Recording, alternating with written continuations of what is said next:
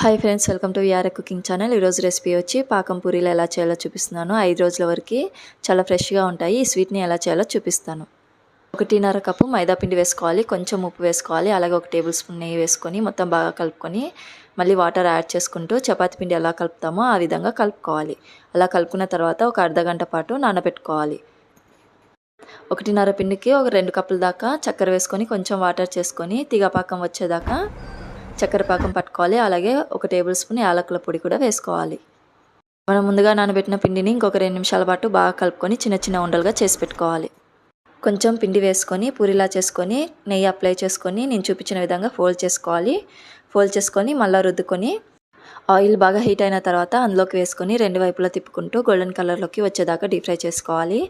పాకంలోకి వేడిగా ఉన్నప్పుడే వేసుకొని ఒక 30 సెకండ్స్ అలా వదిలేసి పక్కకు తీసి పెట్టుకుంటే ఎంతో టేస్టీ అయిన పాకం పూరీలు రెడీ అయిపోయినట్టే. అలాగే నా ఛానల్ని సబ్స్క్రైబ్ చేసుకోండి.